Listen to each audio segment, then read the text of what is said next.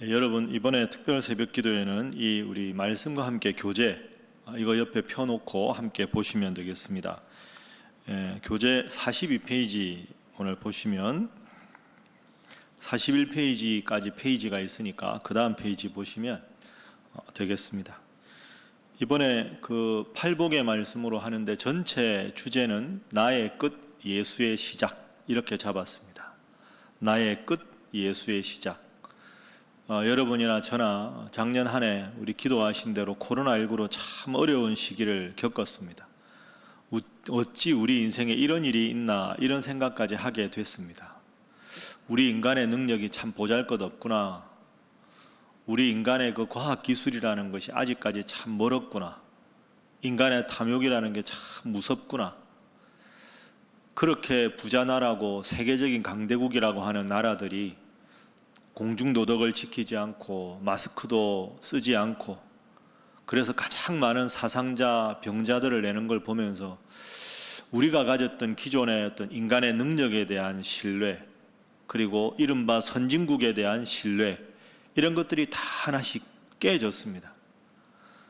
그리고 나도 어제 제가 주일날 말씀드린 대로 피해자가 될 수도 있고 가해자가 될 수도 있는 이런 지경에서 내가 따로 할 수 있는 일이 없다. 내가 도대체 이 병에 걸리지 않기 위해서 무엇을 해야 될까? 그냥 집에서 조용하게 지내는 것 외에는 할 게 없다. 이런저런 불안함이 우리를 엄습하고 있습니다. 이런 상황에서 우리가 특별 새벽기도의 주제를 나의 끝 예수의 시작, 나의 능력이 참 보잘것없다고 진실로 고백하는 그 자리에, 내 능력의 끝을 고백하는 그 자리에 주님께서 새로운 역사로 함께 하신다 하는 겁니다. 그래서 이번에 이 주제는 하나님께서 가장 시의적절하게 우리 신일의 성도들에게 꼭 필요한 고백으로 주셨다. 이렇게 여러분이 고백하시면서 기도하시면 좋겠습니다. 그리고 특별히 이 나의 끝 예수의 시작이라는 제목의 책이 있습니다. 제가 책을 하나 소개를 해보겠습니다. 카일 아이들먼이라는 사람이 쓴 책입니다. 책 제목에서 제가 주제를 따왔는데요. 나의 끝 예수의 시작. 시중에서 혹시 여러분 필요하시면 한번 읽어보시면 되겠습니다. 이번에 제가 하는 설교에 많은 통찰도 그 책에서 받았습니다. 여러분 한번 참고해 보시기 바랍니다. 자, 전체적으로 45페이지 보시면 팔복의 말씀의 순서가 나와 있습니다. 여러분 그 교재에 보시면 오늘은 심령이 가난한 자, 내일은 애통하는 자 쭉 나와 있습니다. 그래서 6가지 복을 나누고 7번째, 8번째 복은 주일 설교를 통해서 여러분들에게 말씀을 나누고 그래서 팔복을 정리하도록 그렇게 하겠습니다. 여러분이 아시는 이 팔복에 대해서 우리가 한 주간 말씀을 들을 때 꼭 2가지를 미리 기억하시면 좋겠습니다. 이 팔복의 말씀은 마태복음 5장에 있습니다. 여러분 아시는 대로 마태복음 5장부터 7장은 산상보훈입니다. 그 예수님께서 천국의 윤리를 말씀하신 것이 산상보훈이지요. 자, 그런데 이 산상보훈은 누구에게 주신 말씀이냐? 이걸 아는 것이 참 중요합니다. 4장, 5장부터 7장, 8장 이렇게 한번 대비해서 한번 봅니다. 자, 4장, 마태복음 4장 마지막 절이 25절입니다. 4장 25절 보시면 수많은 무리가 예수님을 따랐습니다. 수많은 무리. 자, 그리고 5장 1절 보십시오. 5장 1절 넘어가면 예수님께서 무리를 보시고 산에 올라가 앉으시니 제자들이 나와왔습니다. 그래서 제자들에게 주신 말씀이 5장부터 7장이죠. 자, 그 다음에 다시 8장 1절로 가보십시오. 예수께서 산에서 내려오시니 수많은 무리가 따르니라. 그러니까 여러분 지금 이런 상황입니다. 예수님께서 산 아래에서 수많은 기적을 행하시고 하나님의 능력의 말씀을 전하니까 많은 무리들이 예수님께 따라왔습니다. 그런데 예수님은 그 많은 무리들 중에서 정말로 예수님을 목숨 걸고 따르고자 하는 온전한 헌신자를 찾으신 거죠. 그들을 따로 산으로 부르셔서 말씀하신 것이 산상보훈입니다. 그래서 4장 마지막 절은 수많은 무리들, 5장 1절에는 그 중에서 예수님께서 제자로 부르신 자들에게 이 말씀을 주셨고 제자들과 이 말씀을 마치신 후에 다시 산 아래로 내려가니까 수많은 무리들이 따른 겁니다. 그래서 일주일 동안 여러분들이 꼭 기억할 것은 아주 중요한 건 이 제목입니다. 나는 무리인가 제자인가? 나는 예수님이 기적을 행하실 때만, 예수님이 정말로 능력의 말씀을 행하실 때만 호기심 삼아 예수님을 따르다가 예수님보다 내 인생이 더 중요하고 예수님보다 내 일상이 더 중요할 때는 예수님과 관계없이 살아가는 무리인가? 아니면 예수님께서 정말로 마음에 품으신 말씀을 전해주시고 교훈을 전해주실 때 그 말씀과 교훈을 내 가슴 중심에 새기고 살아가고자 하는 제자인가? 그 질문이 아주 중요한 질문입니다. 그래서 여러분 2021년 이번 특별 새벽기도의 기간 내내 그리고 올 한 해 동안 이 제목으로 꼭 기도하십시오. 하나님, 저로 하여금 무리가 아니라 제자가 되게 해주십시오. 늘 주님을 내 마음 중심에 모시고 살아가는 제자가 되게 해주십시오. 그래서 제자의 삶은 스승이 책임져 주십니다. 우리 주님께서 책임져 주시는 인생, 나의 능력은 없습니다, 나는 끝입니다 고백하는 그 순간에 주님께서 능력으로 시작하신다 하는 걸 생각하시고 올 한 해에는 무리가 아니라 제자로 살아가시는 여러분 모두가 되시기를 주님 이름으로 축복합니다. 자, 이런 전제를 가지시고 이제 말씀 보겠습니다. 46페이지 오늘 본문 말씀 여러분 펴놓으시고 한번 보겠습니다. 심령이 가난한 자는 복이 있나니 천국이 그들의 것이미요. 심령이 가난한 자는 복이 있다. 여러분 어떻게 생각하십니까? 가난한 사람이 복이 있습니까? 부자로 사는 사람이 복이 있습니까? 이상하지요. 부자로 사는 사람은 복이 있다. 이러면 마음이 편하겠는데 가난한 사람이 복이 있다. 왜 예수님께서는 이렇게 말씀하셨을까요? 우리가 사는 이 시대는 돈이 많은 부자가 복받은 사람, 노력해도 돈 없이 가난하게 사는 사람들은 복받지 못한 사람, 이렇게 생각하는데 예수님은 아니다. 가난한 사람, 특히 마음이 가난한 사람이 복이 있다. 이렇게 말씀을 하셨습니다. 왜 그런가 지금부터 한번 말씀을 중심으로 살펴보겠습니다. 자, 오늘 본문 말씀에 먼저 36절에 보면 한 바리새인이 등장합니다. 한 바리새인이 예수께 자기와 함께 잡수시기를 청하니 이에 바리새인의 집에 들어가 앉으셨을 때에, 바리새인은 그 당시에 종교 지도자지요. 그러니까 이 사람은 권력도 있고 지위도 있고 경제력도 있는 사람입니다. 그러니까 예수님을 자기 집에 청할 정도로 경제적인 능력이 있는 사람, 오늘 본문의 주제로 말하면 부자였던 사람, 한 바리새인이 예수님을 자기 집으로 초청을 했습니다. 그런데 초청한 사람이 있으면 그 바리새인 집에 일하는 사람도 있을 것이고 바리새인의 친구들도 있겠지요. 그 사람들하고 이렇게 예수님하고 담소도 나누고 식사를 즐기려고 하는데 난데없이 불청객이 한 사람 등장합니다. 그게 37절입니다. 37절에 보면 그 동네에 죄를 지은 한 여자가 있어 예수께서 바리새인의 집에 앉아 계심을 알고 향유 담은 옥합을 가지고 와서 예수의 뒤로 그 발 곁에 서서 울며 눈물로 그 발을 적시고 자기 머리털로 닦고 그 발에 입 맞추고 향유를 부었다. 자, 한 여인이 등장합니다. 죄를 지은 한 여인. 이 여인의 죄가 무엇이었을까요?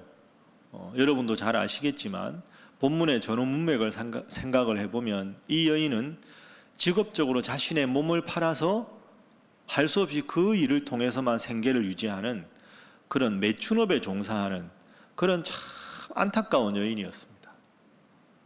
그러면 지금 예수님께서 이 집에 가셨을 때 세 종류의 사람이 있습니다. 한 바리새인, 이 바리새인 이름이 시몬이거든요. 시몬. 한 바리새인, 경제력도 있고 지위도 있는 사람.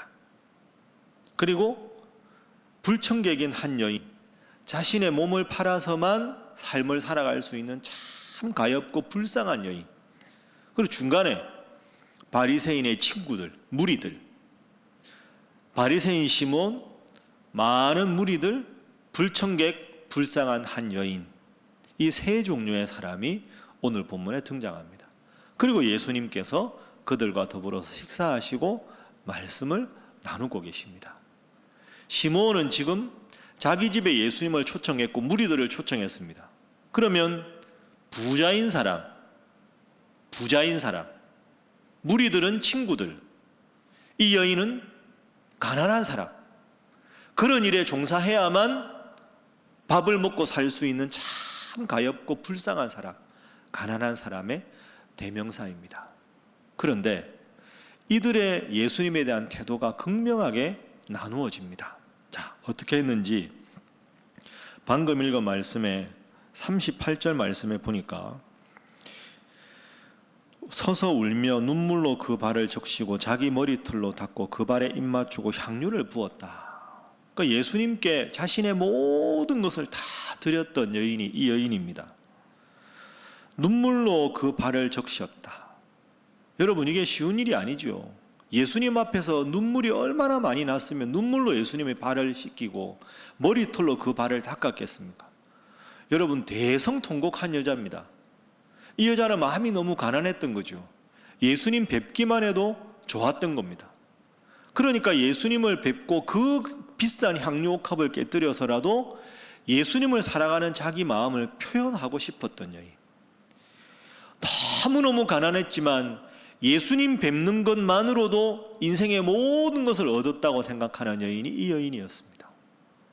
마음이 가난한 여인. 그러면 이 예수님을 집에 초청한 시므온은 어떤 사람이었는가? 자, 본문 말씀 여러분 한번 보십시오. 예수님의 말씀 보십시오. 44절 이하를 한번 보시죠. 제가 44절부터 한번 읽어보겠습니다. 그 여자를 돌아보시며 시몬에게 이르시되 이 여자를 보느냐? 내가 너의 집에 들어올 때 너는 내게 발 씻을 물도 주지 아니하였으되 이 여자는 눈물로 내 발을 적시고 그 머리털로 닦았으며 너는 내게 입 맞추지 아니하였으되 그는 내가 들어올 때로부터 내 발에 입 맞추기를 그치지 아니하였으니 너는 내 머리에 감람유도 붓지 아니하였으되 그는 향유를 내 발에 부었느니라. 자, 여러분, 이게 묘한 대비지요. 객관적으로 사람들이 보기에는 시몬이 훌륭한 사람입니다. 왜? 자기 집에 예수님을 초청했으니까. 그리고 식사를 대접합니다. 친구들도 많이 왔습니다. 그러면 돈도 많이 들고, 그리고 초청한 것도 자발적으로 초청한 것 아닙니까? 그 다른 사람들이 보기에는 시몬이 훌륭한 사람입니다. 자신의 돈을 들여서 예수님을 모시고 수많은 친구들을 모셔서 함께 식사를 하고 예수님을 모실 정도로 경건한 사람. 그러니까 객관적으로 다른 사람 보기에는 시몬이 참 하나님을 잘 믿은 사람, 예수님을 사랑했던 사람, 예수님을 위해서 자신을 드릴 줄 아는 사람이었습니다. 그런데 정작 이 시몬은 예수님이 자기 집에 왔을 때 발 씻을 물도 주지 않았습니다. 다른 사람 보기에는 예수님 보기에 그럴듯한 믿음을 가진 것 같지만 정말 예수님을 사랑하는 마음으로 눈물을 흘리거나 겸손히 무릎을 꿇거나 예수님을 향유해서 깨끗한 향유를 발을 닦아드렸거나 이런 마음이 전혀 없습니다. 겉으로는 정말 훌륭한 믿음을 가진 것처럼 보이지만 마음으로 예수님을 사랑하지 않은 사람, 시몬. 부유한 사람, 절실함이 없는 사람, 마음의 주님을 진심으로 사랑하는 마음이 없는 사람. 그런데 이 여인은 모든 사람들이 손가락질하는 여인, 가난한 사람, 직업도 변변치 않은 사람, 이 초대를 받지도 못한 여인, 불청객입니다. 다른 사람들이 다 손가락질하고 저 여자가 왜 왔냐? 저 여자가 길자리가 아닌데 왜 왔냐? 다 핀잔 주고 찡그리는 얼굴로 아마 이 여인을 바라보았을 겁니다. 그런데 이 여인은 평생의 소원이 주님 한번 뵙는 것이었습니다. 이 여인이 산 그 향유가 얼마나 값비싼 향유입니까? 이 향유는 이 여인의 목숨을 뜻합니다. 내 모든 것을 다 바쳐서라도 주님을 사랑하는 제 마음을 주님께 한 번은 표현하고 싶습니다. 다른 사람들이 나를 따가운 눈총으로 보는 것도 아랑곳하지 않겠습니다. 주님 사랑하는 제 마음만 주님 꼭 알아주십시오. 저는 주님 아니면 살아갈 수가 없습니다. 이것이 이 여인의 마음입니다. 마음이 가난한 사람. 마음이 가난한 사람은 복이 있나니 천국이 저희 것이며, 주님께서 주시는 오늘 이 산상보훈의 말씀은 겉으로는 온전해 보이고 경건해 보이지만 마음으로 주님을 따르지 않은 시몬을 향한 말씀이 아니라, 겉으로는 참 가난하고 보잘것없고 연약한 여인이었지만 주님 없이는 살아갈 수 없다는 이 가엾은 여인을 향한 주님의 축복의 말씀. 여인아, 내가 복이 있다. 천국은 너처럼 나 없이는 못 살겠다. 주님을 내 마음 중심에 모시고 싶습니다 하는 너와 같은 사람들의 것이다. 주님께서 이렇게 말씀을 주시는 것이지요. 자, 여러분 48페이지 한번 보십시오. 제가 위에 썼습니다. 비움과 채움의 관계. 내 마음은 어떠한가? 교만한 자기 충족적인 삶. 이게 시몬이었습니다. 주님을 믿는 것처럼 보이지만 교만해서 내가 가진 것이 더 소중한 삶. 그런데 이 여인은 주님을 전적으로, 하나님을, 예수님을 전적으로 필요로 하는 사람. 그래서 주님 은혜 감사하고 주님을 내 마음 중심에 항상 모시고, 그 마음 중심에 다른 것 다 내려놓고 주님만을 모시고자 하는 중심에 딱 비워놓고 주님만 사랑하는 마음이 마음 중심에 가득 찬 사람, 다 비워놓고 주님만으로 채우고 싶어하는 이 여인. 주님을 모셨지만 주님의 마음은 아랑곳하지 않고 내 마음 중심에 내 지식과 내 신앙의 경험과 연륜을 중심에 가득 채우고 있는 바리새인 시몬. 오늘 본문은 이 두 자리에 있는 사람 중에 누가 당신의 모습인가 하는 걸 우리에게 넌지시 묻고 있는 것이죠. 제가 참 존경하는 목사님이 한 분 계신데요. 그 목사님께서 사역하시는 교회에 선생님이 한 분 계셨습니다. 교사였습니다. 근데 이분이 서울에서 꽤 큰 구에 아주 그 부자들이 많은 동네에서 학생들을 가르치다가 어느 날 갑자기 교육청에 신청을 해서 저기 궁벽한 시골 마을, 그것도 산골 마을에 선생님으로 자원을 하셨어요. 그러니까 내비게이션을 쳐도 안 나오는 아주 깊은 산골 마을에, 시골 마을에서 교사 생활을 하신 거죠. 교인들이 다들 궁금했습니다. 왜 저분이 저 시골로 갈까? 오랜만에 이제 이분이 서울에 오실 일이 있어서 목사님이 그분을 불렀답니다. 그래서 위로하신다고, 아유, 집사님은 얼마나 그 시골 산골 마을에서 고생이 많으십니까? 얼마나 힘드세요? 이렇게 말씀을 드리니까 이 집사님이 환하게 웃으시면서, 아유, 목사님 그런 말씀하지 마십시오. 제 교직 생활 중에 지금이 제일 행복합니다. 얼마나 기쁜지 모릅니다. 얼마나 보람이 많은지 모릅니다. 이렇게 말씀을. 그래서 목사님께서, 아니 뭐가 그렇게 행복하시냐고, 얼마나 고생이 많으시냐고 하니까 선생님이 이렇게 대답을 하셨답니다. 제가 한번 그 대답을 그대로 읽어보겠습니다.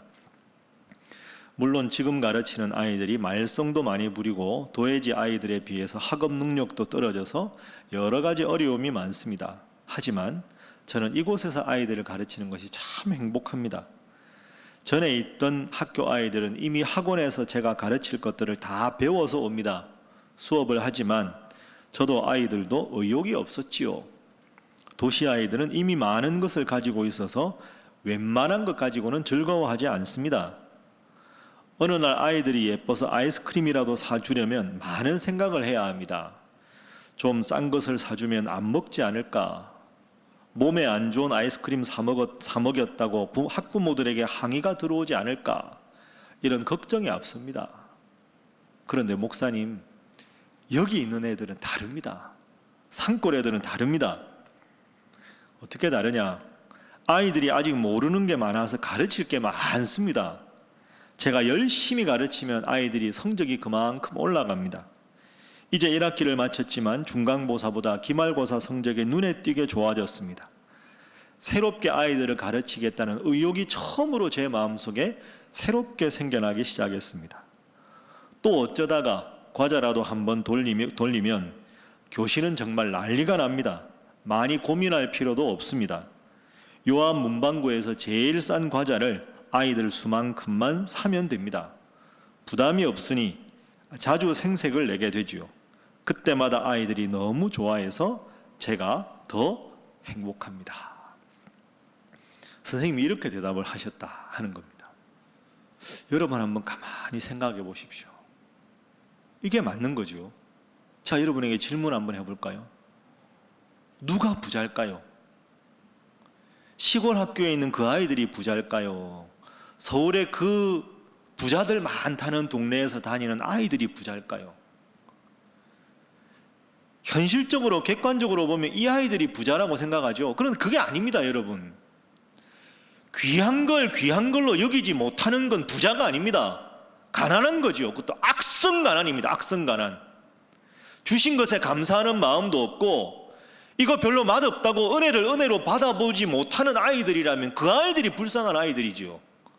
선생님 존경할 줄 알고 선생님 가르침을 소중하게 여길 줄 알고 작은 것 받아도 감사할 줄 알고 그것 때문에 정말 행복해할 줄 알고 그게 부자입니다. 그게 마음이 가난한 거죠. 우리는 지금 주님을 어떻게 믿고 있을까요? 내 마음속에 누리고 있는 것, 가지고 있는 것이 참 많아서 주님 말씀을 들어도 예배를 드려도 그때 잠깐 내 마음 귀퉁이에서 은혜 받고 슬며시 은혜는 빠져나가고 또 내 능력, 내 가진 부, 내 가진 경제력, 내 가진 경험 이것이 내 마음 중심에 똘똘 뭉쳐 있다면 오늘 본문의 시므온과 같은 바리새인의 모습이 우리의 모습이 아니겠습니까? 이 여인은 참 가난해 보이고 불쌍해 보이는 여인이었지만 마음 중심에 있던 거 다 털어내고 내 마음 중심에 주님 없으면 안 된다는 그 마음으로 주님 앞에 와서 눈물로 예수님의 발을 씻기고 그 머리털로 주님을 깨끗하게 닦아드렸던 여인입니다. 마음이 가난한 여인, 주님을 온전히 마음 중심에 모시고자 했던 그런 여인이었습니다. 여러분 영상으로지만 저를 한번 따라해 보시죠. 따라하겠습니다. 나의 비움, 주님의 채움. 오늘은 이걸 꼭 기억하십시오. 내 마음 중심에 나의 비워진 만큼 주님께서 내 마음 중심에 오실 때 행복이 찾아온다. 물론 여러분 그렇다고 해서 오늘 설교 들으시고 하나님 나한테 주신 게 많은데 이걸 다 버려야 하나? 그게 아닙니다. 내가 가진 소중한 배우자도 소중하고 아이들도 소중하고 다 소중하지요. 중요한 건 그 모든 것이 주님 주신 은혜라는 고백으로 누리는 게 중요하다는 겁니다. 이 시므온은 주님을 모셨지만 주님께서 필요로 하는 것을 하나도 해드리지 않았습니다. 그래서 주님 앞에 책망을 받은 거죠. 내 마음 중심에 있는 것들 다 옆으로 밀어내고 그건 다 주님께서 주신 은혜라고 고백하고 제일 중심에 제일 소중한 자리에 주님 주실 은혜를 사모하고 주님 주실 은혜를 고백하고 주님 주신 말씀에 감사하고 항상 주님 앞에 기도해서 정말로 마음이 가난한 여러분 되시고 마음 중심에 주님을 모시고 살아가셔서 주님 주신 은혜 때문에 행복하고 코로나 때문에 여러 가지 어려운 일 때문에 때로 마음이 상하고 힘들지만 그래도 내 마음 중심에는 주님이 계시니 주님만이 내 마음 중심에 계시니 힘들고 어려워도 주님께 기도해서 극복하고 기쁘고 즐거울 때도 주님 은혜 감사하는 그런 이 여인과 같은 귀한 삶을 살아가시는 우리 사랑하는 신일의 모든 성도들이 되시기를 주님 이름으로 축복합니다. 자, 기도하겠습니다. 여러분 각자의 처소에서 우리 하나님 앞에 기도하겠습니다. 특별히 세 가지 제목을 놓고 오늘 이 새벽에 기도합니다. 주님, 나의 능력의 한계를 봅니다. 우리 인간의 지식의 오만함과 그 끝을 봅니다. 내가 겸손히 빈손으로 주님 앞에 주님, 저는 보잘것없는 사람입니다. 나의 끝을 고백하는 그 순간이 주님의 시작임을 기억하고 올 한 해 빈손 들고 주님 도우심만 구하여 주님의 능력으로 살아가는 한 해가 되게 하여 주옵소서. 기도하시고 두 번째로 주님, 늘 마음이 가난하게 하옵소서. 마음 중심에 주님을 모시고 은혜와 감사의 고백으로 평생 살아가게 하여 주옵소서. 기도하시고 마지막 세 번째로 새롭게 시작한 한 주, 새롭게 시작한 올 한 해 주님 손에 위탁합니다. 주님만 의탁하고 주님 손에 붙잡혀서 주님 은혜로 살아가는 한 해가 되게 하여 주옵소서. 주님, 특별 새벽기도 이번 한 주간 능력의 장중에 붙드셔서 매일 주시는 말씀 통해 은혜 받게 하시고 말씀을 전하는 종에게도 주께서 능력으로 함께하여 주옵소서. 여러분 각자 각 처소에서 다 함께 주님 앞에 기도하겠습니다. 주여 믿습니다. 주여 믿습니다. 주여 믿습니다.